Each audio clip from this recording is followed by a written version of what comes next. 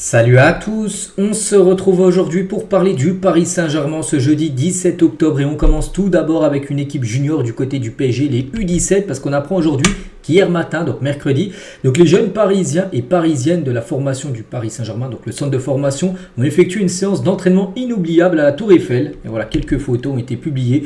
Donc en gros, ça a été une séance un peu photo, mais aussi une séance d'entraînement où ils ont monté en gros la Tour Eiffel à pied, tout simplement en courant, où ça leur a fait les cuisses. Donc voilà, quelques photos de l'entraînement, bien sûr, des jeunes parisiens.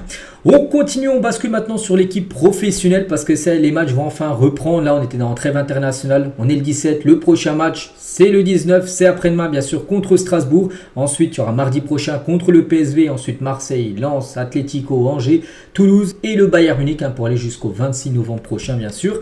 Donc, tout d'abord, le match contre Strasbourg. Il y a déjà il y a la compo qui sort déjà. Regardez, le journal Le Parisien nous a déjà dévoilé à quoi pourrait ressembler le 11 de départ pour le match d'après-demain. Donc Donnarumma devrait bien sûr être le gardien. Donc avec Nuno Mendes, défenseur gauche, Beraldo devrait être aligné en défense centrale, peut-être pour faire souffler William Pacho qui a fait un long déplacement là, pour aller jouer avec l'Équateur. Bon, Marquinhos qui a aussi fait un long déplacement, lui devrait être titulaire. Et Zaïre Emery, les gars, pourrait commencer défenseur droit pour cette rencontre. Voilà. Donc Fabien Ruiz, Neves, Canguilhi au milieu de terrain et Kolo Muani, Asensio et Désiré Doué. Donc, voilà, une équipe très remaniée normalement. Enfin, c'est la compo probable contre Strasbourg, du journal Le Parisien. Le match est après-demain. On sait que Luis Enrique peut encore faire beaucoup bouger l'équipe, mais ça pourrait ressembler à ça. Donc des joueurs comme Ousmane Dembélé ou comme, je sais pas, par exemple, il y a Barcola pourraient tous commencer sur le banc et peut-être souffler pour être prêt à 100% pour le match contre le PSV mardi prochain, qui est hyper important. En Ligue des Champions, n'oubliez pas que l'arbitre de la rencontre sera Jérémy Stinat, c'est lui le désigné, qui a été désigné pour arbitrer cette rencontre.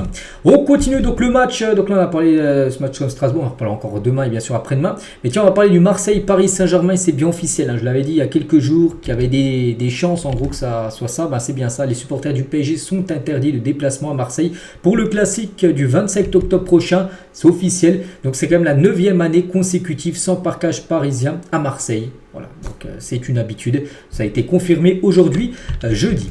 On continue, on va parler de Yohan Cabaye, ancien joueur, ancien joueur du PSG, maintenant il a un nouveau rôle du côté du Paris Saint-Germain, donc la nomination de Yohan Cabaye au poste de directeur sportif du centre de formation et de préformation est tellement méritée, parce qu'il le mérite tout simplement, donc un grand bravo pour son immense travail au quotidien. Donc c'est lui maintenant le directeur sportif du centre de formation du Paris Saint-Germain. Et tiens, en parlant de ce centre de formation, quand on est formé au PSG, est-ce qu'on pense vraiment à percer? Donc Georgen, le Parisien, il a dit honnêtement oui, d'autant que le club m'envoyait ces signaux-là. Quand on sort du PSG, on est étiqueté. La différence qu'il y a entre la formation et les pros est monstrueuse, bien sûr. Et toujours avec cet ancien joueur, donc au PSG, on est protégé, mis en avant très vite, alors qu'on n'a pas forcément joué en professionnel. On a l'habitude de travailler dans des conditions extraordinaires. Il faut garder les pieds sur terre. À Paris, on est éduqué pour gagner. Voilà. Bon, après lui, c'est un ancien joueur du PSG. Je crois qu'il a jamais percé. Bien sûr, avec l'équipe première, je ne sais même pas où il joue maintenant. Mais voilà, c'est vrai qu'après, il y a un grand monde d'écart entre le centre de formation, les équipes jeunes et le football professionnel, l'équipe pro, où c'est très compliqué. Bon, il y a des joueurs qui ont réussi. Regardez, Zaïre Emery, les gars, ils sortent du centre de formation, ils jouent en équipe première. Mais il y en a beaucoup, bien sûr, qui ont jeté l'éponge, soit ils ont arrêté leur carrière parce que c'est trop compliqué, ou soit ils sont partis dans d'autres championnats. En parlant d'autres championnats, regardez le top 10 des meilleurs championnats au monde selon Opta et la Ligue 1 où joue par exemple le Paris Saint-Germain. Donc c'est classé le 5e meilleur championnat derrière la Liga, la Bundesliga, la Serie A et la Première Ligue en première position. On revient nous sur le Portugal de Vitinha. Donc le Portugal a joué, c'était contre l'Écosse, il y a eu 0-0, c'était avant-hier en match de Ligue des Nations. Et concernant Vitinha qui a joué, donc il a été élu homme du match par la presse portugaise et veulent un duo Vitinha-João Neves rapidement du côté du Portugal. Donc Nuno Mendes a également obtenu la note de 7 par les médias portugais. Donc voilà. Même si João Neves lui n'a pas joué 0 minutes sur les deux matchs, et Vitinha, il a joué le deuxième match, il était bon. Et ça, c'est plutôt une bonne nouvelle parce qu'on sait qu'il avait été pas 100% lors des derniers matchs de la Coupe PSG, il était un peu blessé. Donc là, il a fait une grosse partie, ça c'est bon augure avant le match contre Strasbourg, mais surtout avant le match contre le PSV. Mardi prochain, et toujours Nuno Mendes aussi, toujours très très performant. Quand Yacine Adli parle de Neymar, donc Yacine Adli, ancien joueur bien sûr du Paris Saint-Germain, donc maintenant je ne sais plus où il est, je crois qu'il doit être à l'AC Milan, je ne me trompe pas. Ouais. Bon bref, c'est un extraterrestre, ce mec, donc quand il arrive au PSG, tout ce qu'il fait est extraordinaire. Il dit qu'il était même plus fort que Ronaldinho, Yacine a dit, en parlant bien sûr de Neymar qui pouvait côtoyer à l'entraînement avant du côté de Paris. On continue les gars avec des exclusivités de PSG Inside Actu. Je ne sais pas si c'est vrai, je ne sais pas c'est quoi ses sources, mais je vais vous dire ce qu'il a pu mettre parce que c'est plutôt intéressant. Donc tout d'abord, Luis Enrique est têtu et ne veut rien savoir sur Randal Colomoni. Il ne rentre pas dans les plans du coach espagnol. C'est d'ailleurs une des raisons pour lesquelles il préfère d'autres joueurs à son poste. On a pu voir par exemple que Asensio, que même Kangin y avait joué cette saison, numéro 9 à la place de Colomoni. Donc, alors que Colomoni est un vrai buteur, hein, le joueur veut rester, mais si cela continue, il va falloir se rendre à l'évidence, hein, même si devant les caméras, il dit le contraire. L'Espagnol va un autre attaquant en hiver, en plus de Gonzalo Ramos. En plus, Gonzalo Ramos a sa préférence. Donc voilà, pour Randal Colomoni, voilà, donc en gros, il ne compte pas du tout hein, sur Randal Colomoni. C'est ça qu'on a pu voir en ce début de saison avec Gonzalo Ramos blessé. Mais Colomoni toujours sur le banc. C'est vrai qu'en équipe de France, ça se passe bien, mais au PSG, il n'a pas la confiance du coach. Ça sent le départ. Et un nouveau neuf pourrait débarquer à Paris. D'après les sources de PSG Inside Actu, comme j'ai dit, je ne sais pas trop c'est quoi ces sources, mais c'est vrai qu'on peut aller dans son sens quand on pense que le Sénégal ne compte pas sur Colomoni quand on voit son temps de jeu. Bon là c'est par rapport à la déclaration de Mbappé, ça on s'en fiche un petit peu. On va aller là, par rapport au parc, qu'est-ce qu'il peut dire? Donc il est quasiment impossible aujourd'hui que le PSG reste au Parc des Princes dans le futur. C'est par rapport au stade ça. Donc toutes les relations avec la mairie de Paris sont interrompues et ne reprendront pas tant que Anne Hidalgo refuse de vendre le Parc des Princes. Les trois favoris sont Montigny-le-Bretonneux, l'Hippodrome de Saint-Cloud et Aulnay-sous-Bois.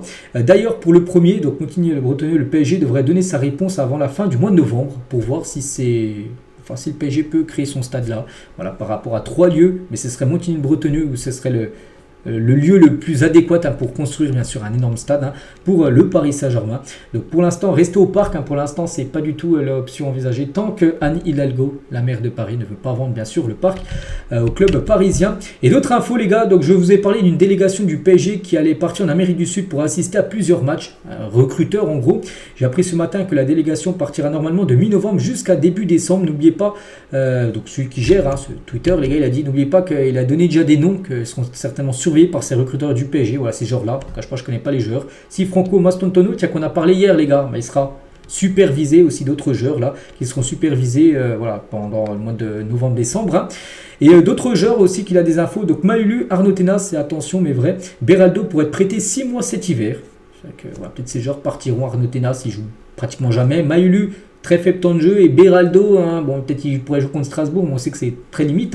Bon bref, les trois sont remplacés en cas de départ, surtout le défenseur central Beraldo.